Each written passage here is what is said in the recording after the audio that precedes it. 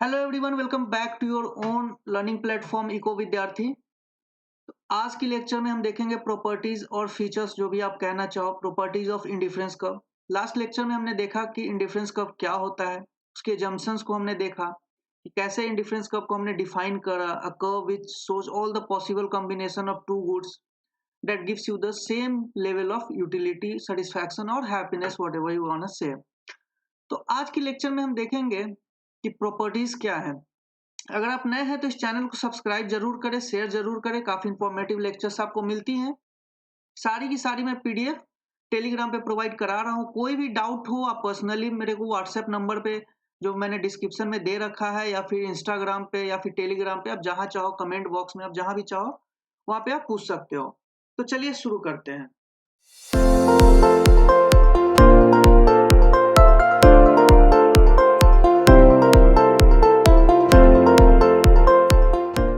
Properties क्या होते हैं, मींस जो इंडिफरेंस कर्व हमने पढ़ा तो उसकी कुछ फीचर्स होती होंगी, ठीक है। अजम्पशंस हमने पढ़ा तो उसकी कुछ फीचर्स होती होंगी कि वो इंडिफरेंस कर्व कैसा होता है, उसका शेप क्या होता है, उसकी क्या क्राइटेरिया है डिफाइन करने का, है कि नहीं। तो वही सब हम देखेंगे।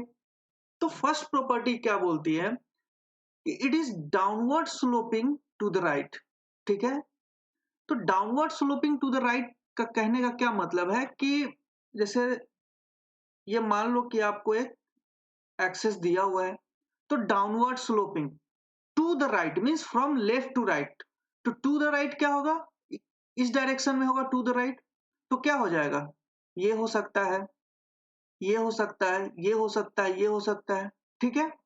बट क्या टू द राइट में ये भी तो नेगेटिव स्लोपिंग है, ये भी तो नेगेटिव स्लोप है, ये भी नेगेटिव स्लोप है। तो क्या यह हो सकता है, नहीं हो सकता है, ठीक है।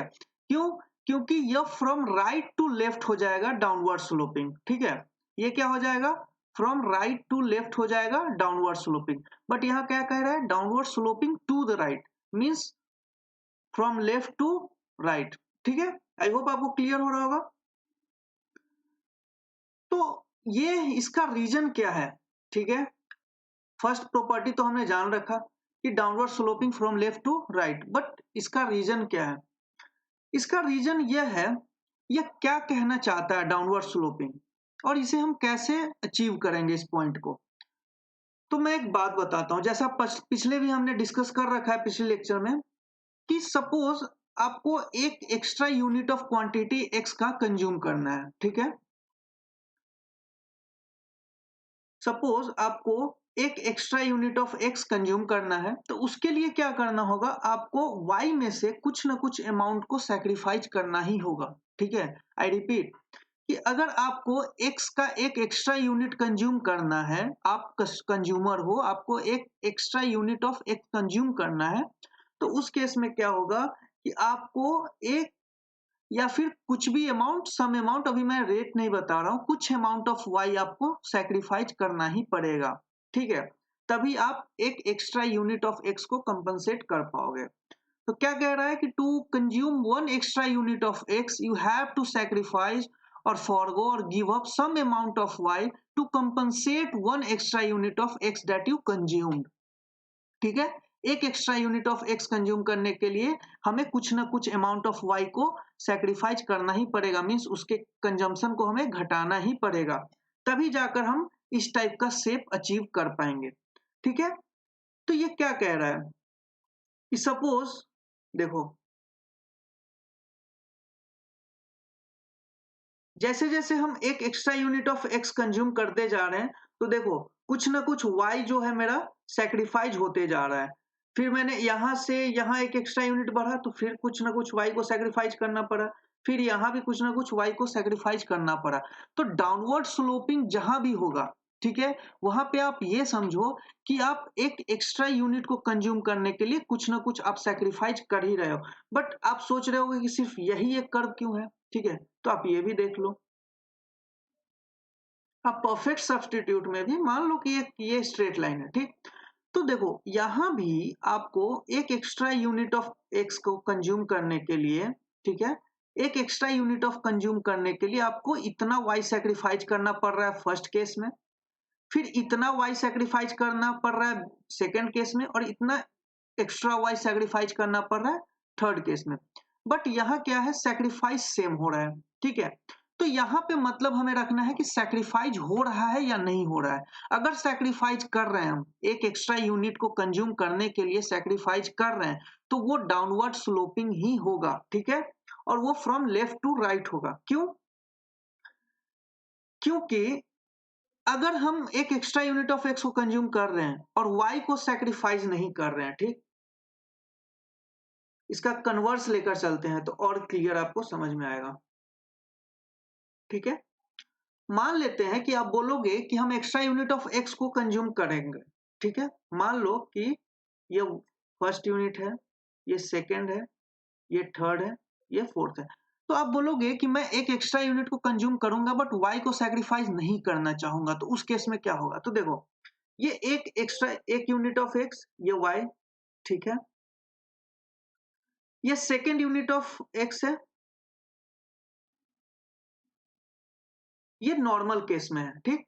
बट अगर आप बोलोगे कि मैं सैक्रिफाइस नहीं करना चाहता हूं, तो फर्स्ट यूनिट ऑफ एक्स पे हमने कुछ इतना वाई कंज्यूम करा, आप बोलोगे मैं वाई सैक्रिफाइस नहीं करना चाहता हूं, तो सेकेंड केस में क्या हो जाएगा, ये आपका एक्स है, तो सेकेंड केस में विथ सेम वाई आप सेकेंड यूनिट ऑफ एक्स को कंज्यूम करें।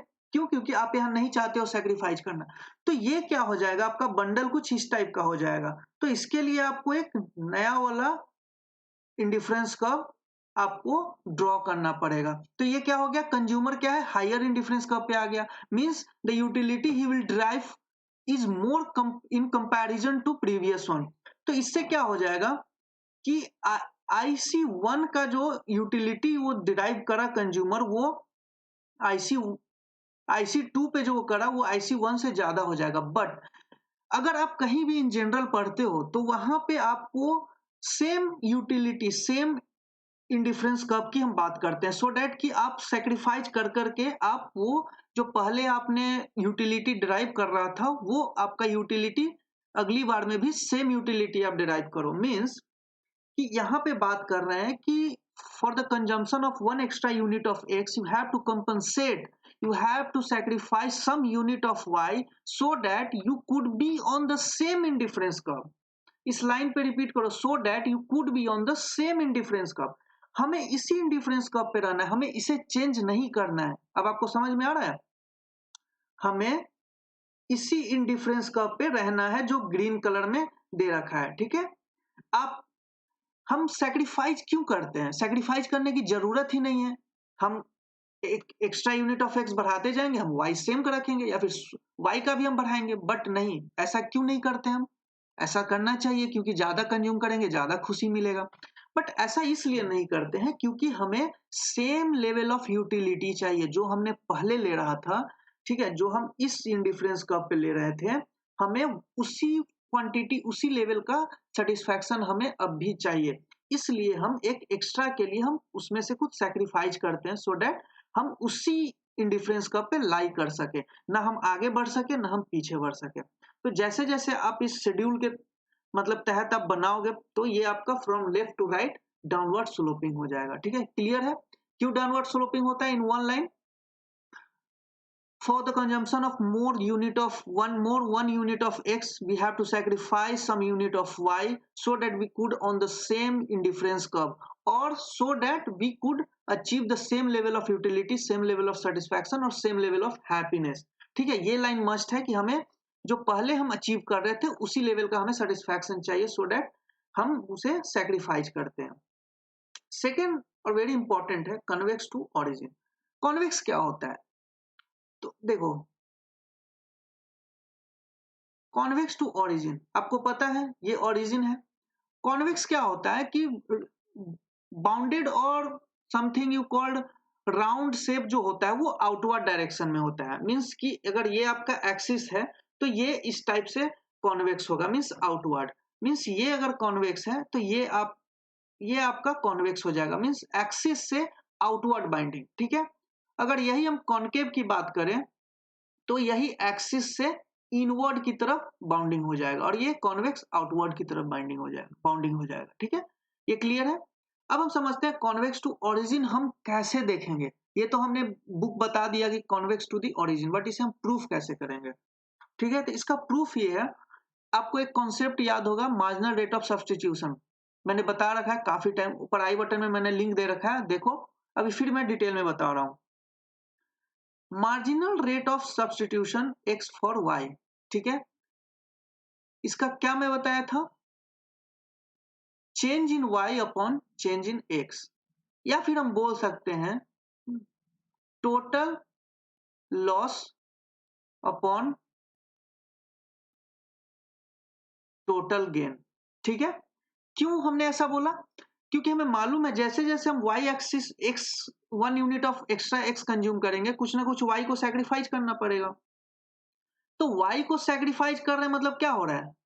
मेरा लॉस हो रहा है, और एक extra unit of x consume कर रहे हैं मतलब गेन हो रहा है। तो एक एक्स्ट्रा यूनिट ऑफ एक्स को गेन करने के लिए हमें कितना वाई हमें लूज करना पड़ेगा, ठीक है, उसे हम marginal rate of substitution x for y बोलते हैं। तो दोनों में क्या डिफरेंस है? ये downward sloping to the right और कन्वेक्स टू ओरिजिन, दोनों तो सेम ही लग रहा है, बट दोनों में क्या डिफरेंस है कि डाउनवर्ड स्लोपिंग में हम सिर्फ देखते हैं कि वाई सैक्रिफाइस हो रहा है। For consumption of one more unit of x we have to sacrifice some of the y unit. Here we talk only about the sacrifice, but when we talk about the convex to the origin, we talk about the rate of the sacrifice. Okay, so rate of the sacrifice shows how the shape of indifference curve lie in the axis of x and y. Means कि पिछले वाले में हमने देखा कि sacrifice हो रहा है, ठीक है, बट हम इसमें देखेंगे कि वो किस स्पीड से, किस रेट से सैक्रिफाइस हो रहा है। तो जब हम वो रेट निकाल लेंगे ना, तो उससे हमें पता चल जाएगा कि ये जो इंडिफरेंस कर्व है वो किस शेप से लाई करता है इन द ओरिजिन। ठीक है, तो हम देखते हैं, सपोज ये इंडिफरेंस कर्व है, तो मैंने बता रखा है कि x1 है, x1 पे हमने कितना कंज्यूम करा? y1, ठीक है। अब हमें क्या करना है, एक extra unit of x1 consume करना है, मींस हमें x2 अब कंज्यूम करना है। तो मैंने क्या बताया था कि to achieve the same level of utility we have to be on the same indifference curve and we have to sacrifice some of the y to compensate one extra unit of x। Clear है? तो हमें इसी indifference curve पे रहना है, और same क्यों? क्योंकि हमें सेम लेवल ऑफ सेटिस्फैक्शन चाहिए, ना उससे ज्यादा ना उससे कम। तो क्या हो जाएगा, एक एक्स्ट्रा यूनिट ऑफ x के लिए हमें कुछ ना कुछ y को सैक्रिफाइस करना पड़ेगा। ठीक है, फिर हमें मान लेते हैं x3 पे गए, तो फिर हमें यहां पे आया, तो फिर यहां पे कुछ ना कुछ हमें y को सैक्रिफाइस करना ही पड़ेगा। तो आप एक चीज यहां पे नोटिस करो, फर्स्ट टाइम हमने जो y को सैक्रिफाइस करा उसका हाइट कुछ ये है, क्लियर। सेकेंड टाइम b पे जो हमने सैक्रिफाइस करा उसका हाइट कुछ ये है। तो देखो, फर्स्ट वाले का हाइट ज्यादा है, सेकेंड वाले का हाइट कम है। इससे क्या पता चल रहा है कि जो रेट ऑफ सैक्रिफाइस है ना वो मेरा डिमिनिशिंग है, डिक्रीजिंग है। मींस पहले सैक्रिफाइस में हमने बहुत ज्यादा सैक्रिफाइस करा, फिर दूसरे क्वांटिटी एक्स को एक्स्ट्रा कंज्यूम करने के लिए हमने पहले वाले से थोड़ा सा कम वाई सैक्रिफाइस करा, फिर तीसरे वाले के लिए पहले वाले से और थोड़ा कम सैक्रिफाइस करा। इट मीन्स कि जो मार्जिनल रेट ऑफ सब्स्टिट्यूशन है एक्स फॉर वाई, वो क्या है असल में? वो है law of diminishing marginal utility के अकॉर्डिंगली, मेरा marginal rate of substitution x for y जो है वो गोज ऑन डिक्रीजिंग है। ठीक है, समझ में आ रहा है? मैं फिर से रिपीट कर रहा हूं कि due to law of diminishing marginal utility, due to law छोड़ दो आप, मैंने यहाँ पे लाइव दिखा रहा है आपको कि कैसे y का सैक्रिफाइस जो है वो कम होते जा रहा है जैसे जैसे हम फर्दर यूनिट ऑफ x को कंजम्पशन में बढ़ा रहे हैं। तो इससे क्या पता चल रहा है कि जो मेरा marginal rate of substitution for x है ना वो मेरा डिमिनिशिंग है, जैसे जैसे हम आगे बढ़ेंगे वो डिक्लाइन होते जाएगा। तो क्या हो जा रहा है कि marginal rate of substitution x for y ये आपका दिखाता है स्लोप ऑफ इंडिफरेंस कर्व। ठीक है, स्लोप ऑफ किसी भी कर्व का स्लोप क्या दिखाता है? उसकी जो रेट ऑफ चेंज है वही उसकी स्लोप होती है। तो MRS marginal rate of substitution जो है वो किसका रेट ऑफ चेंज है? इंडिफरेंस कर्व का। तो ये जो है ये रेट ऑफ चेंज है, तो यही क्या हो जाएगा? इसका स्लोप हो जाएगा। तो इसका क्या डेफिनेशन हो जाएगा, change in y upon change in x। क्यों? क्योंकि change in y axis upon change in x axis हम लोग देखते हैं, ठीक है। तो ये आपका मार्जिनल रेट ऑफ सब्स्टिट्यूशन हो जाएगा, और ये डिक्लाइन है इसलिए हम लोग, ये डिक्रीजिंग होते जा रहा है इसलिए जो ये स्लोप है कुछ इस टाइप से बनते जा रहा है, मींस कॉन्वेक्स टू ओरिजिन। और यही मैंने बता रखा है कि जो मार्जिनल रेट ऑफ सब्स्टिट्यूशन है वो अगर इंक्रीजिंग हो जाएगा तो यही कर्व कॉन्वेक्स ना होके कॉन्केव टू ओरिजिन हो जाएगा। यहाँ पे मार्जिनल रेट ऑफ सब्स्टिट्यूशन क्या हो जाएगा, इंक्रीजिंग हो जाएगा, बट यहाँ पे मार्जिनल रेट ऑफ सब्स्टिट्यूशन क्या है, डिक्रीजिंग है। दैट्स वाई ये कॉन्वेक्स टू ओरिजिन। और जैसे marginal rate of substitution increasing होगा क्या हो जाएगा, कॉन्केव टू ओरिजिन।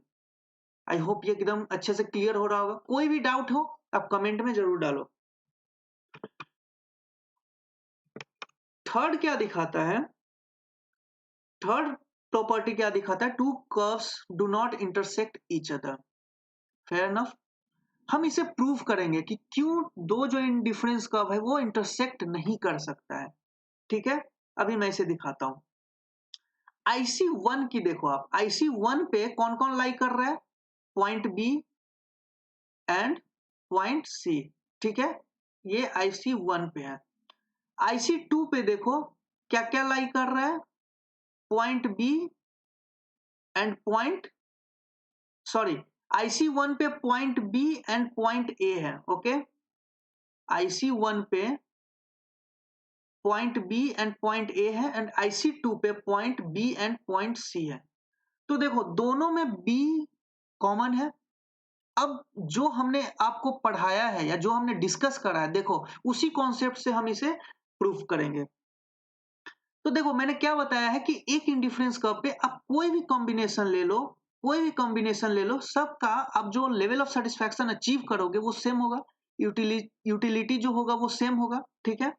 तो IC1 की हम बात करते हैं, ठीक है, IC1 की हम बात करते हैं। तो देखो IC1 पे B एंड A, तो क्या हो जाएगा कि B बराबर A हो जाएगा, क्योंकि पॉइंट B और A दोनों सेम इंडिफरेंस कर्व पे लाई कर रहा है, तो दोनों का यूटिलिटी लेवल क्या हो जाएगा, सेम हो जाएगा। चलो करेक्ट है। अब हम IC2 की बात करते हैं। IC2 पे कौन कौन लाई कर रहा है, B एंड C। तो जो B पॉइंट का यूटिलिटी लेवल होगा वही C का होगा, क्योंकि दोनों एक ही कर्व पे लाई कर रहे हैं, ठीक है। क्योंकि B तो कॉमन है ना, B तो दोनों इंडिफरेंस कर्व पे आएगा। तो अब आप बताओ, अकॉर्डिंग टू हमने जो पढ़ा है मोनोटोनिक प्रेफरेंस, याद है जंक्शन में कि जितना ज्यादा हम कंज्यूम करेंगे उतना ज्यादा, जितना हायर इंडिफरेंस कर्व होगा उतना ज्यादा सेटिस्फैक्शन होगा। ये बताओ, ए जो है वो सी से ऊपर वाले इंडिफरेंस कर्व पे है, तो क्या हो जाएगा कि पॉइंट ए का जो लेवल ऑफ सेटिस्फैक्शन है वो सी से ज्यादा होगा। करेक्ट है, ये भी थ्योरी के अकॉर्डिंगली है। तो जब पॉइंट ए और ए जो है सी से ज्यादा है तो इसके अकॉर्डिंगली क्या हो जाएगा, बी बराबर ए बी बराबर सी। अकॉर्डिंग टू मैथमेटिक्स क्या हो जाता है, अगर बी बराबर ए बी बराबर सी तो क्या हो जाएगा, ए बराबर सी, इसके अकॉर्डिंगली ए बराबर सी, और इसके accordingly A is greater than B, A is greater than C, sorry. तो क्या दोनों इक्वल हो रहा है, इस कंडीशन से हमें ए और सी का यूटिलिटी सेम होना चाहिए दोनों पॉइंट का, और इस कंडीशन से ए का यूटिलिटी सी से ज्यादा होना चाहिए। इट मींस कि ये थियोरी जो है absurd कर रहा है, means it violets the theory of monotonic preferences and the theory of the utility which we derive, that could be, that can be, that must be the same on the same indifference curve। तो ये दो theory को violate करता है, monotonic preference that the higher indifference curve gives the higher utility, and when we talk about the same indifference curve, any combinations on the same indifference curve yield the same level of satisfaction। तो दोनों को ये violet कर रहा है, hence ये intersect नहीं कर सकता। अगर ये इंटरसेक्ट करा तो ये पूरी की पूरी इंडिफरेंस कर्व थ्योरी को absurd कर देगा। तो मैंने ये प्रूफ कर दिया कि to curves do not intersect each other. क्यों? क्योंकि वो दो थ्योरी को absurd करता है। आप देख रहे हो कि यहाँ पे दोनों पॉइंट का यूटिलिटी लेवल सेम होना चाहिए, और मोनोटोनिक प्रेफरेंस से ए का यूटिलिटी सी से बड़ा होना चाहिए, बट दोनों चीज एक टाइम पे तो हो नहीं सकता है, हेंस ये इंटरसेक्ट नहीं कर सकता है। फोर्थ प्रॉपर्टी क्या है कि higher indifference curve represents the higher level of satisfaction. जैसा कि मैंने पहले ही बता दिया, अब उसकी प्रूफ देखते हैं। Higher indifference curve gives the higher level of satisfaction. Suppose ये x1 है और हमने पॉइंट पे y1 कंज्यूम करा, ठीक है, तो मेरा ये जो है पहला यूटिलिटी है।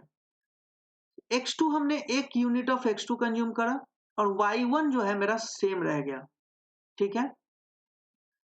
तो higher difference curve higher utility कैसे देता है? अब देखो, मैंने मोनोटोनिक प्रेफरेंस क्या बताया था कि higher quantity of goods give the higher level of satisfaction. क्यों? क्योंकि वो दोनों प्रोडक्ट ज्यादा देता है। सपोज हम ए कॉम्बिनेशन की बात करते हैं, तो ए पे क्या मिल रहा है? x1 एंड y1, ठीक है। बी पे क्या मिल रहा है? x2 and y1। तो इस दोनों कॉम्बिनेशन में से कंज्यूमर कौन प्रेफर करेगा? यहाँ पे x1 मिल रहा है, यहाँ पे y1 मिल रहा है, यहाँ पे x2 मिल रहा है विथ सेम y1। तो b में क्या हो रहा है? मेरे को सेम y1 के साथ एक एक्स्ट्रा यूनिट ऑफ x मिल रहा है। तो हम बेवकूफ तो है नहीं कि a कंज्यूम करेंगे, तो हम b कंज्यूम करेंगे। तो जैसे ही हम इस पॉइंट को आगे बढ़ाएंगे तो एक नया इंडिफरेंस कर्व आ जाएगा। लेट्स सी कि एक थर्ड इंडिफरेंस कर्व भी आ जाता है, ठीक है। अब विथ सेम y1 अगर हम इसे एक्सटेंड करेंगे तो हम कितना x कंज्यूम करेंगे? Suppose x3। तो हमें क्या हो गया? एक और एक्स्ट्रा यूनिट ऑफ x मिल गया। तो C पॉइंट पे हम क्या करेंगे? x3 and y1। तो अब हम कौन सा कंज्यूम करेंगे तीनों में? तीनों में कौन सा कंज्यूम करेंगे? C, क्योंकि इसमें सबसे ज्यादा x है, ठीक है, in comparison to a and b, और y1 तो सेम है। तो एक ये कंडीशन है। दूसरी कंडीशन हो सकती है कि हम x को कांस्टेंट रखें और हम y का कंजम्पशन बढ़ाते चले, ठीक है। ये भी इंडिफरेंस कब आगे जाएगा तो टच करेगा। ठीक इसी तरह फिर हम इस पे हम x को कांस्टेंट रखें, y को हम बढ़ाते चले, ये भी हो सकता है।